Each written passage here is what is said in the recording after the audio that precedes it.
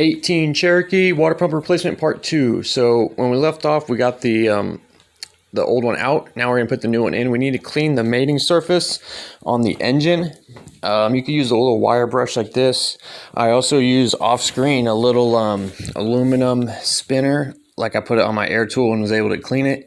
You have to make sure you don't scratch this. Be careful, don't use those brown biscuit ones on your air gun because they could gouge the metal. You have to be kind of gentle. It's all aluminum, so let's clean it off real good like that. Here's my old water pump that I saw in part 1. I showed you where it was leaking from the weep hole. Now I have my old one next to my new one. I'm going to put the bolts from my new one into my old one because the bolts are different lengths and different sizes. I just do this because I have CRS and this helps me not mix and match the bolts and mess something up. So once we're ready to put the engine in, I'll put my gasket on it. And go ahead and put I put like 1 or 2 bolts through. A lot of the bolts had this little guide. It's like a little guide grommet. I don't know if it does anything besides help guide the bolt, but it went in and it kind of stays in there. So I just use this to hold the gasket in place, and I get a couple of bolts started. And then after that, the gasket's pretty much in place, and you can put your other bolts in without worrying about the gasket moving. So I got it in. I'll put the torque specs in the description. You want to put all of them in and then do your idler bolt last. That's because once the idler pulley's in, it might block your other ones.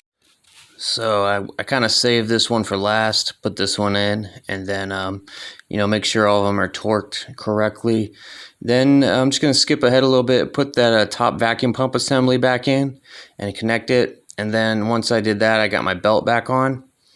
Part 1 has the belt diagram, and then back here, and then we gotta get our big coolant hose on. It went on pretty easy. Just make sure you get the clamp where it was, and then we're gonna move on to the smaller hose and get that on. Get the clamps on where they were. Some people recommend replacing these, but I reused them and they were fine.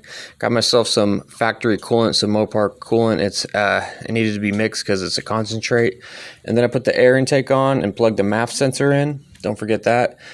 After that, when I started the car, and I made sure everything was good, there's nothing wrong, I'm going to turn the heater on with the coolant reservoir cap off, and I'm going to turn it on defrost and the heater all the way up. And this is just like an old mechanic trick to get the coolant to circulate through the whole cooling system. It'll go through the heater core and all the heater lines. That way, if there's any air, theoretically, it'll help push any air out and no air will get trapped. So what they recommended to bleed this cooling system, they wanted you to use a specialty tool to suck the whole system into a vacuum and then put it in. I didn't have that tool, and I wanted to see if it would work without it. I let it run about 15 minutes with the cap off, and then I put the cap on and just kind of monitored it, and I didn't have any issues. It worked for me. I can't say that that'll be fine for you, because you should always do what the factory recommends, but that's what worked for me. So anyways, hope this video helped you out. Please like, comment, subscribe. Thanks for watching. You're pretty good, but your style is no match.